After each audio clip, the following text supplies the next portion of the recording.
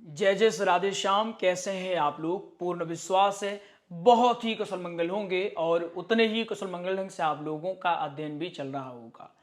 आज की कक्षा में हम नेट परीक्षा के बारे में जानने वाले हैं। आखिर यह नेट परीक्षा होती क्या है, इसको करने से विद्यार्थियों को क्या क्या लाभ होते हैं, इस परीक्षा को देने के लिए योग्यता क्या होनी चाहिए, आयु कितनी होनी चाहिए, सारी की सारी चीजें हम आज की कक्षा में समझने वाले हैं। सबसे पहले हम समझते हैं आखिर यह नेट होता क्या है।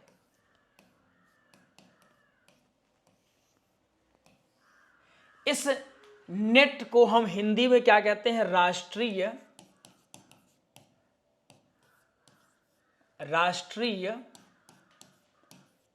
पात्रता परीक्षा। क्या कहते हैं? राष्ट्रीय पात्रता परीक्षा, नेशनल एलिजिबिलिटी टेस्ट, राष्ट्रीय पात्रता परीक्षा। ये जो नेट की परीक्षा है, भारत सरकार की दो संस्थाएं इसको आयोजित करती है। जो एक संस्था है, आपको बहुत ही सरल शब्दों में समझाएंगे ताकि आप बेहतरीन ढंग से समझ पाए। ठीक, भले ही थोड़ा सा समय लग जाए वो चलेगा, लेकिन अपने को समझ में आना चाहिए। हमने क्या देखा? नेट की जो परीक्षा है ये मुख्य तरह की एक परीक्षा है ना। इस परीक्षा को दो संस्थाएं मिलकर के संचालित करती हैं। एक संस्था का नाम है एनटीए। क्या नाम है? एनटीए। और दूसरी संस्था का नाम है यूजीसी। अब ये दोनों किस प्रकार से काम करती हैं वह समझिए। जो एनटीए है, एनटीए क्या काम करता है? परीक्षा के आयोजन का काम एनटीए करता है, और जो यूजीसी है यह रूपरेखा तैयार करता है।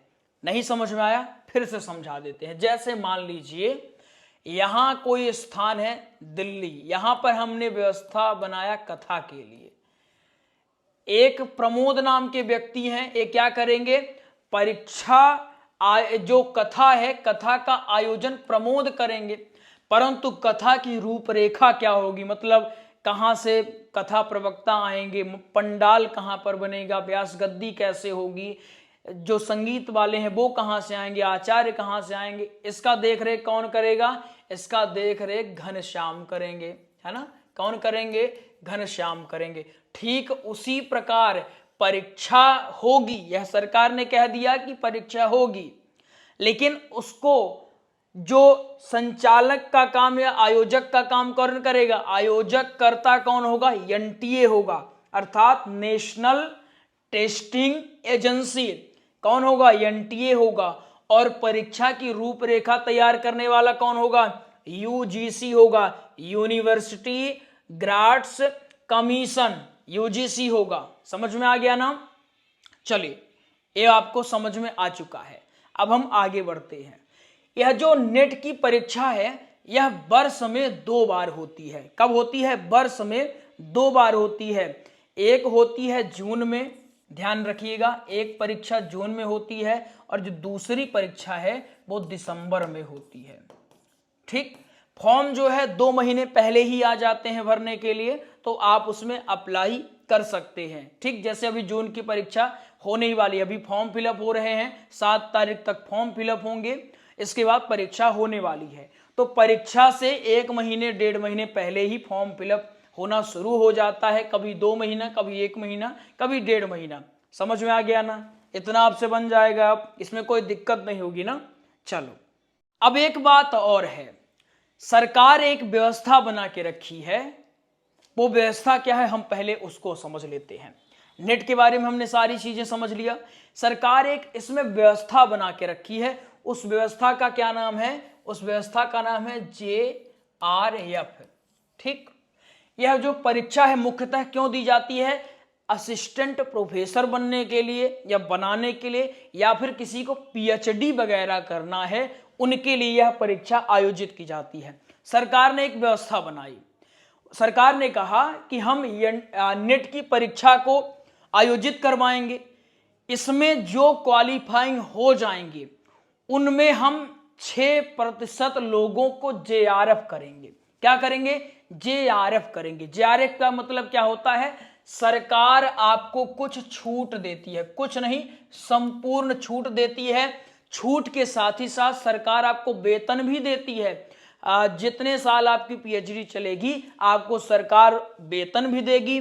असिस्टेंट प्रोफेसर के तौर पर अगर आप एलिजिबल हैं तो उसमें आपको बुलाया जाएगा, तो आप उसमें कार्य कर सकते हैं। इसके साथ ही साथ आपकी PhD भी फ्री में हो जाती है, आपको 1 रुपए खर्च करने की आवश्यकता नहीं है। शर्त यह है कि आप JRF करें।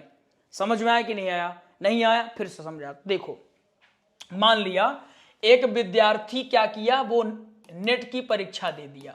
ठीक, नेट की जब आप परीक्षा देते हैं तो आप किसके योग्य हो जाते हैं? आप PhD करने के योग्य हो जाते हैं। ठीक, नेट की परीक्षा जो कोई व्यक्ति उत्तीर्ण कर लेता है वो आसानी से PhD कर सकता है, परंतु PhD में बहुत सारा पैसा लगता है। तो सरकार ने एक व्यवस्था बनाई कि यदि आपको पैसा नहीं देना है तो नेट PhD इसके बीच में हम एक दायरा करते हैं, उसका क्या नाम होगा? JRF। ठीक, वो JRF होगा कि आप नेट की परीक्षा दो और उसमें अच्छे अंक लेकर के आ जाओ। ठीक, जैसे 100 लोगों ने परीक्षा दिया, कितने लोगों ने? 100 लोगों ने परीक्षा दिया, उनमें से 6 लोगों का परसेंट बहुत अच्छा आ गया। कैसा आया? 6 लोगों का परसेंट शानदार आ गया, तो उन 100 में से 6 लोगों को JRF कर दिया जाएगा। बाकी के जो 94 हैं वो अपनी व्यवस्थाएं देख लें, वो चाहे PhD करें या फिर घर में बैठ जाएं, अगले साल का इंतजार करें। ठीक, देखो, अगर आपने नेट के बाद अच्छा परसेंट स्कोर कर लिया तो आपको सरकार JRF कर देती है। जब आपको सरकार ने JRF कर दिया तो फिर आपको क्या मिलेगा? प्रति माह पैसा भी मिलेगा, असिस्टेंट प्रोफेसर के तौर पर काम भी कर सकते हैं और PhD आपकी फ्री हो जाएगी। हर चीज आप फ्री में कर सकते हैं, इनकम का सोर्स भी बन जाएगा। लेकिन प्रश्न उठता है, अगर हम JRF नहीं किए तो? कोई दिक्कत उसमें नहीं है, फिर आप PhD तो आसानी से कर ही लेंगे, कोई दिक्कत नहीं है। शर्त यह है कि यह PhD आप कैसे कर पाओगे? आप प्राइवेट करोगे और आपको लंबी लंबी फीस देने की आवश्यकता पड़ेगी। आपने 3 चीज समझ लिया। पहली चीज आपने देखा कि आखिर नेट क्या है, परीक्षा कब होती है, क्यों दिया जाता है? PhD करने के लिए।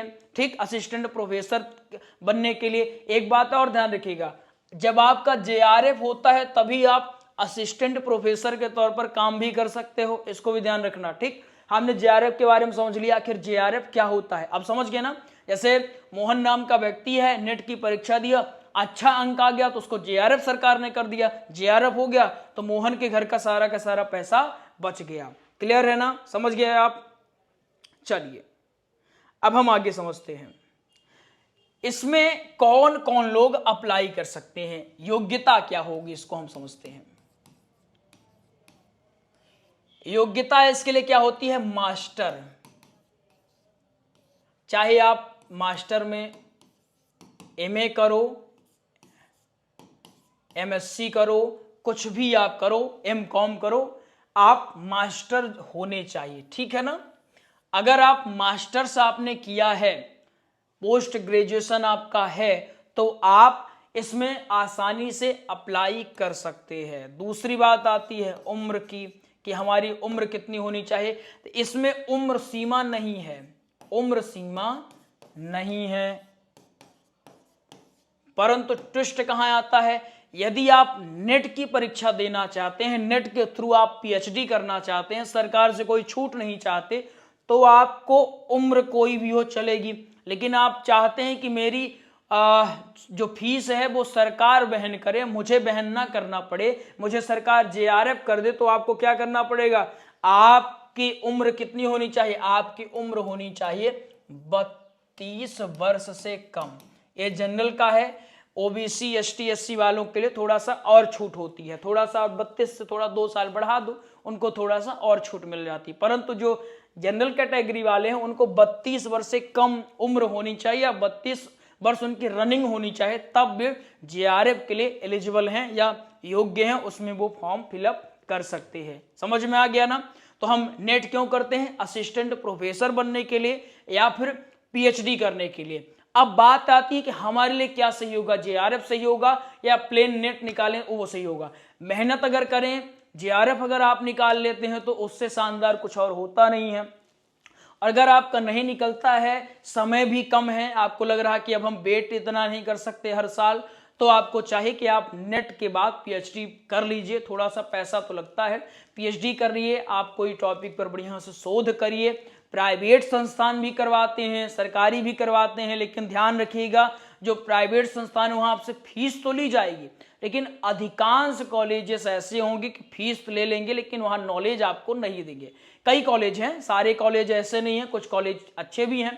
जो सरकारी कॉलेज होते हैं वहाँ आपको बढ़िया ढंग से पढ़ाया जाता है, मेहनत तो आपको खूब करनी पड़ेगी। अगर आप सिर्फ डिग्री के लिए करना चाहते हैं तो आप सिर्फ प्राइवेट कॉलेज की तरफ जाएं। अगर आपको है कि डिग्री बस नहीं चाहिए, मुझे नॉलेज भी चाहिए, मैं पढ़ाऊंगा कल को बच्चों को, तो अगर नॉलेज नहीं रहेगी तो मैं क्या पढ़ाऊंगा, तो आप सरकारी कॉलेज से करेंगे, आपको ज़्यादा बेनिफिट होने वाला है। जानकारी कैसी लगी आप कमेंट्स करके बिल्कुल बताएंगे। यदि आपको भागवत कथा, श्री राम कथा, हनुमंत कथा, सत्संग, कोई नोट्स की आवश्यकता हो तो आप प्राप्त कर सकते हैं। मुख्यतः हम भागवत कथा की तैयारी करवाते हैं, परंतु संस्कृत विषय से जुड़े जो भी चीज़ें होती हैं उनको हम समय समय पर अवगत करवाते रहते हैं। जो संस्कृत से हैं उनको चाहिए कि विशेष तौर पर वो बढ़िया से नेट की तैयारी करें। आप इसमें 2 पेपर होता है, पेपर 1, पेपर 2। जो पेपर 1 होता है वो सबका कॉमन होता है, चाहे संस्कृत वाला हो, इंग्लिश वाला हो, ज्योग्राफी वाला हो, मैथमेटिक्स वाला हो, सबका पेपर कॉमन होगा। जो दूसरा पेपर होगा वो सबका विषय के आधार पर चेंज हो जाएगा, तो सोर्स आपको मिल जाएगा बहुत आसानी से यत्र तत्र ढूंढने पर, ठीक है ना। कोई डाउट होता है तो आप बिल्कुल कमेंट्स के माध्यम से पूछिएगा। राधे राधे, जय श्री कृष्णा।